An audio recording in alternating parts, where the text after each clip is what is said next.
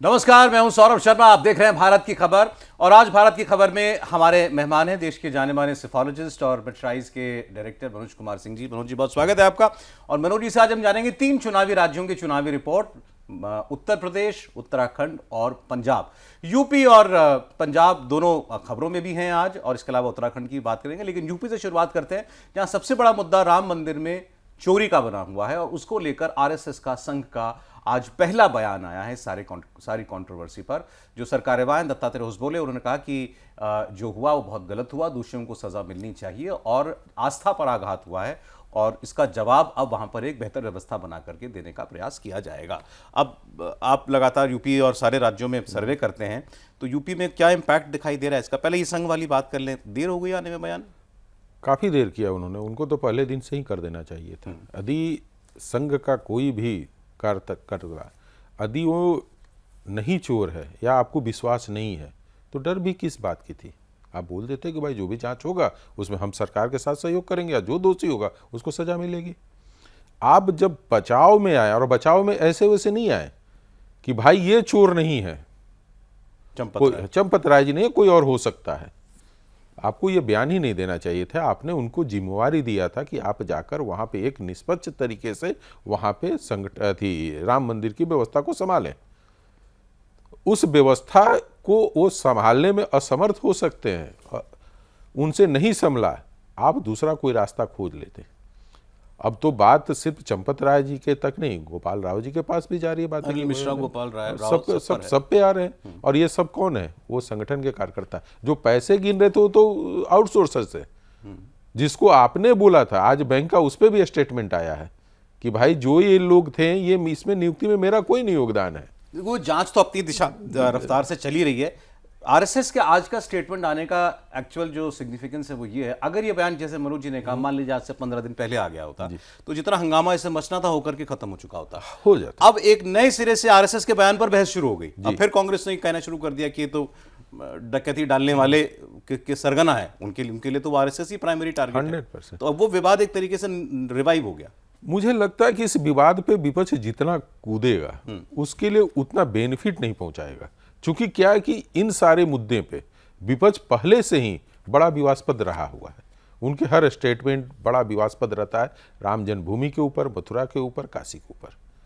तो लोग इसलिए विश्वास विपक्ष के ऊपर ज़्यादा नहीं कर रहे हैं कि भाई ये तो शुरू से ही इसमें रोड़ा अटकाए थे कि राम मंदिर ना बने। जब बन गया तो उसके गुंबज को लेकर, उनके निर्माण को लेकर ये प्रश्न चिन्ह खड़ा करते रहते हैं।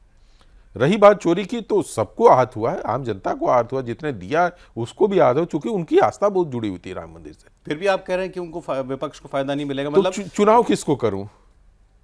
अच्छा, मैं चुनाव किसको? प्रधानमंत्री नरेंद्र मोदी को छोड़कर राहुल गांधी का चुनाव करना हो तो जो नरेंद्र मोदी का जो समर्थक होगा और कोर वोटर होगा, आपको लगता है कि वो ज्यादा जाकर राहुल गांधी के साथ जुड़ेगा?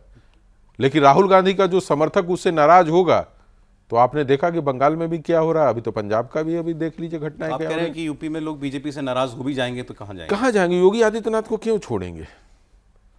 राम मंदिर के चोरी से वो आहत जरूर हुए, लेकिन वो ये भी चाहते कि मेरे घर में चोरी ना हो। और योगी आदित्यनाथ के प्रति लोगों का विश्वास है कि जब से ये आए हैं हम सुरक्षित हैं, गुंडा राज से सुरक्षित हैं, रोड पे जो छिनैती होता था उससे हम सुरक्षित हैं, जो चैन मोबाइल छीन लिए जाते थे उससे हम सुरक्षित हैं। तो उस सुरक्षा को छोड़कर वो राम मंदिर के पैसे की सुरक्षा के लेकर अपनी सुरक्षा को खतरे में नहीं डालेंगे। एक बस चीज बता दूं मनोज जी, जब ये अपनी बात कहते हैं तो केवल वो अपना ओपिनियन नहीं दे रहे होते हैं, वो अपनी फाइंडिंग्स भी बता रहे होते हैं जी। तो ये जो आप मुझे बता रहे हैं केवल आपका मत नहीं है, ये आम जनता का भी उसमें विचार है और उसमें है। क्योंकि क्या है कि देखिए, जिस राज्य के मुख्यमंत्री का यदि हम लोग जैसे ट्रैकर चलता है, हम लोग के पास ट्रैकिंग करते रहते कि भाई क्वेश्चनायर भी चेंज होते रहता है, बहुत सारे तत्कालिक मुद्दे पे भी हम लोग आते हैं। तो उस मुद्दे पे क्वेश्चन के साथ हम लोग कुछ क्वेश्चन जो पीछे चला आता है, जैसे मुख्यमंत्री की पॉपुलरिटी के ऊपर लेकर चलेंगे, वोट परसेंटेज के ऊपर लेकर चलते हैं हम लोग। तो इस पे जब हम लोग पूछते हैं, तो जो यदि 60% तक उस समय समर्थन कर रहे थे योगी आदित्यनाथ को कि भाई हाँ मुख्यमंत्री के तौर पे आज भी मेरे सबसे पहले पसंदीदा व्यक्ति कोई है तो योगी आदित्यनाथ है, तो चंदा चोरी के बाद या राम मंदिर खजाने की चोरी के बाद उसमें गिरावट आनी चाहिए थी। 51% आ जाता, 59 हो जाता, 63 हो जाता। ये तो कहीं नहीं हो रहा है, यानी कि उनके ऊपर विश्वास है लोगों का। इस विवाद के बाद भी योगी इस जी की विवाद के पॉपुलैरिटी बाद ही इंटैक्ट है। हाँ, इसी विवाद की बात करते हैं। वोट परसेंटेज बीजेपी का घटना चाहिए था, जो घटते हुए नहीं दिख रहा है। बिखराव देखिए, चुनाव ये पिच विचित्र बात है, लेकिन हाँ विचित्र बात है, ये फील्ड उनका नहीं था विपक्ष का। यहाँ पे आप जाएंगे तो एक के ऊपर उंगली उठाएंगे राम मंदिर के चंदा चोरी के ऊपर, लेकिन आपके ऊपर 5 प्रश्न और ले लिए अभी जब जाएंगे। मैंने आपसे लास्ट बात की थी कुछ दिनों पहले, तो आपने योगी जी के सवाल पर ये बताया था कि लगभग 60% लोग जो है उनको पहली पसंद बताते हैं। पहली पसंद, और आज भी बरकरार है। आज मैं भी अभी हाँ वही बरकरार है। अखिलेश यादव आज 25% से ऊपर नहीं जा पाते हैं, 21%, 22%, 23% के ऊपर रह जाते हैं। यानी कि इनके जो कोर वोटर हैं उससे ज्यादा ये आगे नहीं बढ़ पा रहे हैं। अब रही बात कि कोर वोटरों के अंदर क्या हो सकता है, हाँ, अभी अलायंस बाकी है। कांग्रेस समाजवादी पार्टी जाएंगे कि समाजवादी पार्टी बहुजन जाएगी, या बहुजन जाएगी AIMA के साथ, या चंद्रशेखर किसके साथ जुड़ेंगे। तो इनके जुड़ने के बाद जो सबसे ज्यादा बेनिफिट वोटर होंगे वो ये देखेंगे कि ये अलायंस के बाद कौन से लोग सत्ता के करीब करीब जाएंगे, ठीक है। तो उसके साथ जुड़ना वो ज्यादा पसंद करेंगे। एक जो फ्लोटिंग वोटर जिसको फ्लोटिंग वोटर है, और आज के डेट में अभी भी 23-24% फ्लोटिंग वोटर हैं हम लोग के आंकड़े में। हाँ, वो रहता है, हमेशा रहता है। जैसे बंगाल में देखिए तो 42% थे, घटते घटते वो आ गए थे 12%, 14%। तो जैसे जैसे चुनाव नजदीक आता है हम डिसाइड करने लगते हैं कि हमको किसको तो वोट देना। वो फ्लोटिंग वोटर ऐसा होता है कि एक पोल से दूसरे पोल भी चला हाँ, जाए। वही जाता है और वही जिताता है। सपा से भाजपा, भाजपा से सपा। एकदम। वो अभी ये नहीं बताने की कोशिश करता है, या वो बताने की स्थिति में नहीं होता कि मैं किसको चुनूंगा। उसको लगता है कि उस समय जो मुद्दे होंगे, जो अलायंस का स्टेटस होगा, उसके अनुसार हम चुनाव करेंगे। ठीक है। तो वो लास्ट में आप देखिएगा कि वो चीजें जब आएंगी तो यहाँ पे ज्यादा नुकसान होते हुए दिखेगा। अभी तक आपकी फाइंडिंग्स आप बता रहे हैं कि राम मंदिर पूरे इस प्रकरण का बीजेपी को कोई नुकसान होता हुआ नहीं दिखाई दे रहा है। संघ को नुकसान होते हुए दिख रहा है। संघ को तो परसेप्शन का नुकसान हाँ, होगा, वीएचपी बस, को होगा। बस। बीजेपी को चुनावी नुकसान होता हुआ नहीं दिखा, क्योंकि उसमें इन्वॉल्वमेंट नहीं है ना। योगी आदित्यनाथ का क्या इसमें इन्वॉल्वमेंट है? प्लस योगी तो और अग्रेसिव हो गए। और एग्रेसिव हो गए उस पर। ठीक है, दूसरे चुनावी राज्य की रिपोर्ट ले लेते हैं मनोज जी से। वो है पंजाब। पंजाब में कांग्रेस पार्टी में एक बार फिर बिखराव है। 22 का इलेक्शन आपको याद होगा, चलती हुई सरकार, अमरिंदर सिंह को मुख्यमंत्री के तौर पर बदला गया, चरणजीत सिंह चन्नी को मुख्यमंत्री बनाया गया, और चरणजीत सिंह चन्नी अपनी जिन 2 सीटों पर चुनाव लड़े वो दोनों सीटें वो खुद भी हार गए, और आम आदमी पार्टी बंपर बहुमत के साथ वहां पर आ गई। लेकिन 5 साल आम आदमी पार्टी के लिए भी कोई बहुत सुनहरे दिन नहीं रहे हैं। एक के बाद एक नया विवाद, पंजाब की खस्ताहाल अर्थव्यवस्था, कर्जे का बोझ, और 5 साल में कितना डिलीवर कर पाई आम आदमी पार्टी, इस पर लगातार सवाल उठते रहे। अंत में उन्होंने अभी कल ही जाकर के वो जो महिलाओं के खाते में 1000-1500 रुपए वाली डालने वाली बात थी, वो चुनावी वर्ष में उन्होंने डालना शुरू किया। जो वादा उन्होंने 4 साल पहले किया था, उससे वो कितना डैमेज कंट्रोल कर पाए, ये तो बात हुई आम आदमी पार्टी की। और चरणजीत सिंह चन्नी अपनी पार्टी से नाराज होकर बिल्कुल बगावती हो चुके हैं। यहां तक बात की जा रही है कि अगर उनको प्रदेश अध्यक्ष की कमान नहीं दी गई तो हो सकता है कि वो अपनी ही पार्टी का एक तरीके से बॉयकॉट ना कर दें, उसकी बैठकों में जाना बंद ना कर दें। तो दोनों ही तरफ जो बड़ी पार्टियां हैं वहां की बिखराव दिखाई दे रहा है। आम आदमी पार्टी में दिक्कत ज्यादा है और यहां पर खुली बगावत है। बंगाल चुनाव के बाद मैं कहूंगा कि विपक्ष के अंदर एक बेचैनी थी, और उससे ज्यादा बेचैनी वोटरों के अंदर में है। और ये कहना कि भारतीय जनता पार्टी, मैं सीधा पंजाब में इसलिए बोल रहा हूं कि आम लोगों से पूछिएगा तो ये जरूर बोलेंगे कि भारतीय जनता पार्टी के लिए पंजाब में कोई ऑप्शन नहीं है, या तो अकाली है, या तो कांग्रेस है, या आप पार्टी है। गलत भी नहीं कहते, पिछले चुनाव में चौथे नंबर की पार्टी थी। लेकिन एक हमेशा चेंज होता है। वोट परसेंटेज आप देखें तो भारतीय जनता पार्टी 6% से 18% तक आई है विधानसभा से लोकसभा में। अभी वहां पे पंचायत की जो चुनाव, लोकल बॉडी के जो चुनाव हुए, उसमें बीजेपी को छोड़कर सारी पार्टियों का वोट परसेंटेज और सीटें घटी हैं। एक भारतीय जनता पार्टी है जिसकी अपनी सीटें बढ़ी हैं और वोट परसेंटेज बढ़ा है। तो यानी भारतीय जनता पार्टी एक भीतर में सेंध लगाने की कोशिश कर रही है। अब इन बिखराव से क्या होगा? देखिए, भारतीय जनता पार्टी का जैसे बंगाल में अपना बहुत बड़ा केडर नहीं था, वो आउटसाइड ही हायर किया और उससे ही वो चुनाव जीते और लेकर आ गए अपनी सत्ता में। पंजाब में भी स्थिति यही है कि कहीं हम उन बड़े नेताओं को लेकर आए जिनके ऊपर हम वोट परसेंटेज को खींच कर ले आए, और दूसरी बात हम कुछ ऐसा वर्क करें जैसे वहाँ पे सबसे बड़ा जो है नशा का है। तो उसके ऊपर, ड्रग्स के ऊपर बहुत सारे काम किए जा रहे हैं और कहा जा रहा है कि कंट्रोल भी हो रहा है, जिसको आम आदमी पार्टी करे कि ये हमारे कार्य है जिससे कि यहाँ पे ड्रग्स पे हम लोगों ने कंट्रोल किया है। तो यानी कि कहीं ना कहीं पब्लिक के अंदर ड्रग्स वाला मैटर है, तभी आम आदमी पार्टी उछल उछल करे बताना चाह रही कि हमने इस पर बहुत सारा काम किया है। लॉ एंड ऑर्डर इतना खराब है कि दोपहर में हो, शाम हो, कभी जब इच्छा हो आप जाकर किसी को भी मर्डर करके निकल जा रहे हैं। तो इन सब सारी चीज़ों, तो कुछ हाल में बम ब्लास्ट वगैरह, बम ब्लास्ट भी हुए हैं, तो आतंकवादी गतिविधियां बढ़ी हैं पहले की अपेक्षा। फिर आ जाइए भगवत मान के ऊपर। भगवत मान का जो वीडियो आया वो एक बड़ा विवादास्पद है, वहां पे वोट नुकसान होते हुआ। तीन सारे नुकसान को यदि देखें तो मुझे लगता है कि विपक्ष के अंदर वोटों का बिखराव हो रहा है और इसका फायदा बीजेपी को होगा। मैं आज आपसे बोल रहा हूं, क्योंकि बंगाल में भी आपसे मैंने बोला था कि अभी बोलूंगा नहीं, लेकिन आज मैं बोल रहा हूं कि ये जो लोग कह रहे हैं कि भारतीय जनता पार्टी के लिए पंजाब असंभव है, तो मैं कहता हूं ऐसा नहीं है, संभव है। पंजाब बीजेपी के लिए संभव है, संभव है। अब वो कैसे आएगा, क्या आएगा, ये कुछ दिनों में और ज्यादा। भाई एक तो इशारा आपने दे ही दिया कि पार्टी स्ट्रक्चर या बिल्कुल जड़ों की अगर बात करें तो बंगाल में भी नहीं था बीजेपी का ऐसा, पंजाब में भी नहीं है, नहीं था, हमेशा माइनर प्लेयर बन के रही है, जूनियर प्लेयर बन के रही है। अब देखिए ना, हरियाणा में इतना नैरेटिव था जवान पहलवान और किसान को लेकर, उसको तोड़ते हुए ये सत्ता पे चले आए। और कांग्रेस के अंदर के बिखराव के कारण भारतीय जनता पार्टी के अंदर खट्टर ग्रुप भर नवाब सिंह सैनी का चल रहा था, लेकिन वो इलेक्शन में इकट्ठा हो गया कि भाई हमको पार्टी को जिता कर लेकर आना है। कांग्रेस या चाहे आम आदमी पार्टी या अकाली में जब इस तरह का विरोध होता है तो उनके कार्यकर्ता बोलते हैं कि इनको चुनाव हरवाना है। अच्छा, और बीजेपी में गुटबाजी होते हुए भी चुनाव में एक हो जाते हैं। हाँ, कि वो चुनाव में एक हो जाते हैं, चूंकि लीडरशिप उसकी इतनी अच्छी है, और कहिए कि लीडरशिप की अपने नेताओं के बीच में पकड़ ऐसी है कि उसको मैनेज कर लेता है। आपने अच्छी बात कही है, बात करने लायक है, इसको कभी कभी मैं भी अपने डिस्कशंस में इस्तेमाल करूंगा कि और पार्टियों में गुटबाजी हर पार्टी में होती है, लेकिन और पार्टियों में वो अपनी पार्टी को हराना तरजीह देने लगते हैं कि इनको हराओ जी, अपने राइवल को सबक सिखाने के लिए। बीजेपी में वो चुनाव में एक हो जाते हैं, क्योंकि वो लीडरशिप का है अपना जो भी है। अब राहुल गांधी के लीडरशिप में कहीं भी खामियां हैं, तभी जो उनके विरोध खड़े होते हैं। मतलब अगर अब अगर चन्नी कह रहे हैं मुझे प्रदेश अध्यक्ष बनाओ या मुख्यमंत्री का चेहरा बनाओ, तो राहुल गांधी को बनाना होता तो वो पहले ही बना चुके होते, नहीं बनाया तो मतलब तो इसके बाद चन्नी पार्टी का नुकसान ही करेंगे। और दूसरी बात है कि अब जो चीजें हो गई हैं उस पर यदि बैक भी होते हैं आप, वो भी नुकसान करेगा। तो इसलिए अब तो दूसरा करेगा। तो अब ये चीजें नहीं होंगी, अब इस पे समझौता कराने की कोशिश की जाएगी, जो अब होते हुए नहीं दिख रहा है। चन्नी दलित फेस हैं, लेकिन वो सब कुछ होते हुए भी, और 32-37% दलित पॉपुलेशन पंजाब में होते हुए भी 22 में तो कुछ नहीं कर पाए थे।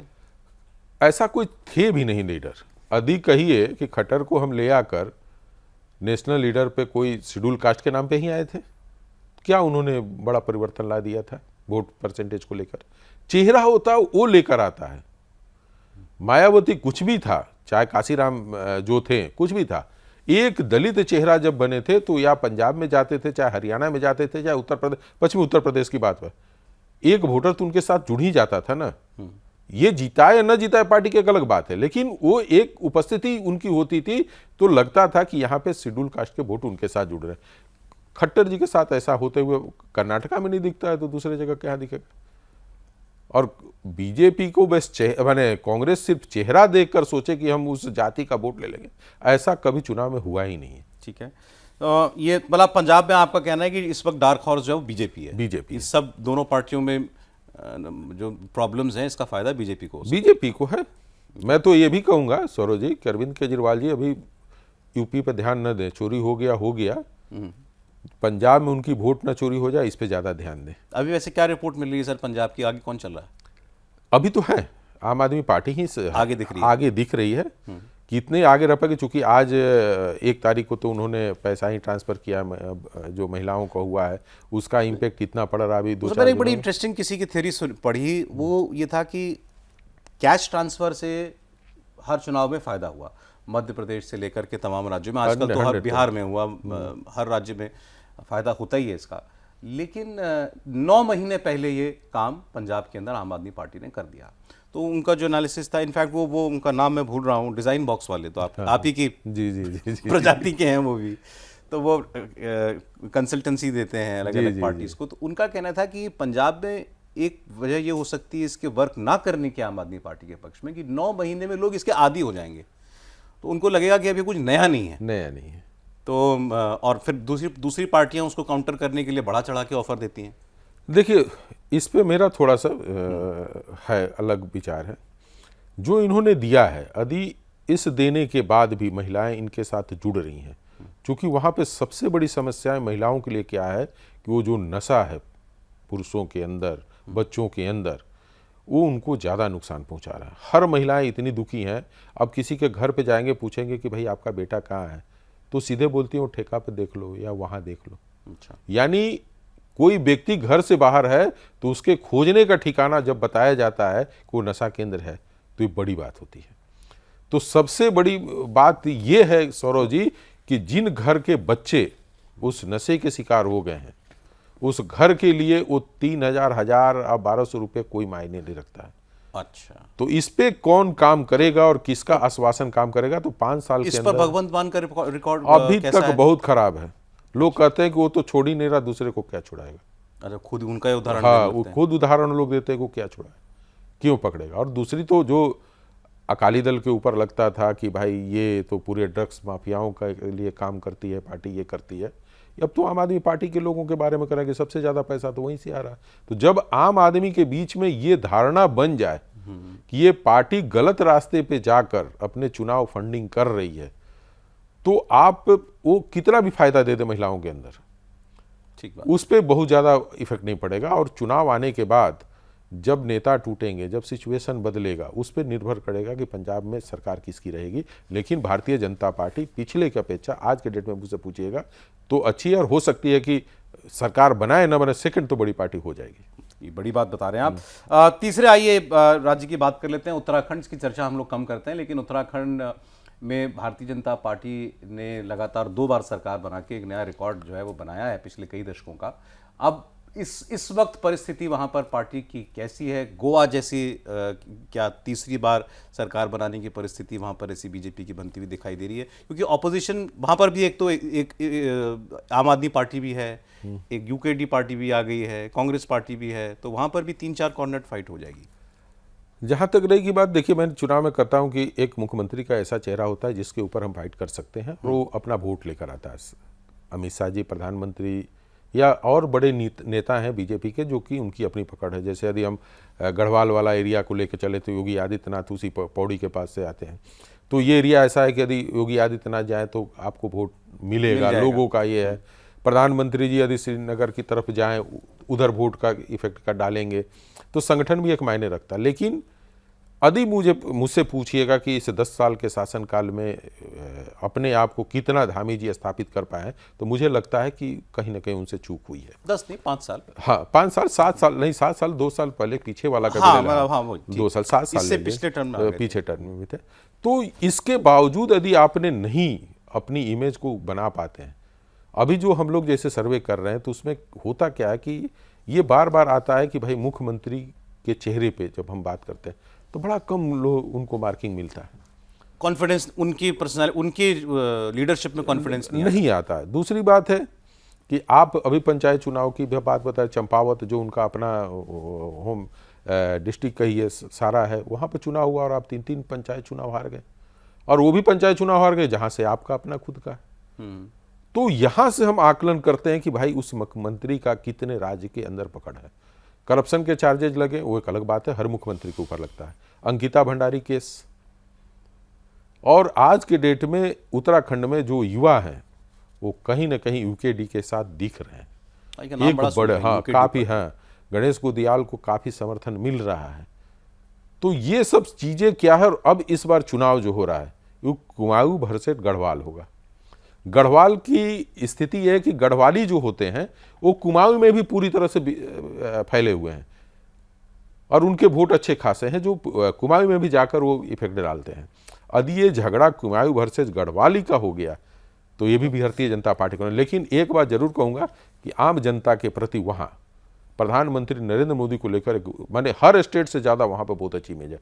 पिछला चुनाव भी प्रधानमंत्री नरेंद्र मोदी निकाल कर ले आए थे अपने चेहरे पे, और ये भी लग रहा है कि चुनाव उनको अपने ही आगे बढ़कर निकाल कर लेकर आना, मतलब वहां पर अगर बीजेपी को तीसरी बार आना है तो उसका इस्तेमाल उसका हेवी लिफ्टिंग प्रधानमंत्री जी को करना पड़ेगा। बीजेपी का रिपोर्ट, बीजेपी, आपने भी मुख्यमंत्री के चेहरे की बात की, लेकिन जैसे आपने कहा यूकेडी कुछ वोट खींचेगी इस बार, तो उसका नुकसान तो कांग्रेस का ही होगा ना, फायदा बीजेपी को होगा। नहीं, दोनों का हो रहा है, कहने कि यूथ जा रहे हैं।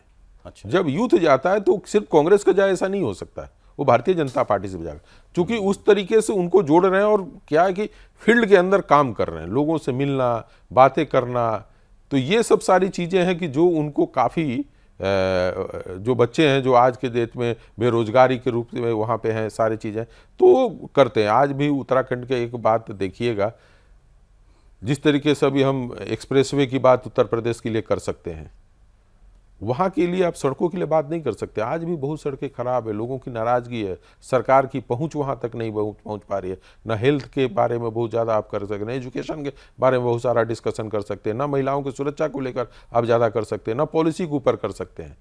अब जैसे वहाँ पर एक अटल हेल्थ योजना है जिसको लेकर काफ़ी लोग प्रसन्न हैं कि भाई इससे कम से कम हमको राहत मिला है। तो इसी तरह से बहुत सारी ऐसी योजनाएं हैं जिससे आप पब्लिक को अपने साथ जोड़ सकते हैं। यदि आपने 5 साल के अंदर नहीं या 7 साल के अंदर नहीं कर पा रहे तो ये एक कमजोरी भी है। तो उत्तराखंड में फिलहाल आप बीजेपी के लिए चुनौती मानते हैं? और उतना एग्रेसिव सीएम है भी नहीं। जिस तरह से आप उत्तर प्रदेश में देखिए योगी आदित्यनाथ है, अपने भाषणों से लोगों को प्रभावित कर देते हैं, वो प्रभाव डालने वाले वहां पे नहीं है। लेकिन ऐसा नहीं है कि चुनाव बीजेपी वहां हारते हुए दिख रही है। अच्छा, ये ऑपरेटिव पार्ट आप हमको बता रहे हैं जी, हारते हुए नहीं दिख रही है अभी तक। ठीक है, तो अभी चुनाव और आगे आने दीजिए, देखा जाएगा कि कांग्रेस चुनौतियों के बावजूद बीजेपी आगे अभी फिलहाल दिखती है। हाँ, लोगों का विश्वास प्रधानमंत्री के प्रति ज्यादा है और वो जिता कर ले आ देंगे। तो उत्तर प्रदेश, उत्तराखंड और पंजाब, इन 3 चुनावी राज्यों का हाल अभी फिलहाल आंकड़ों में कैसा दिखाई देता है, मनोज जी का अपना आकलन क्या, हमने उनसे जाना। बहुत धन्यवाद मनोज जी, स्टूडियो में आप आए। आप देख रहे थे भारत की खबर, आज इतना ही।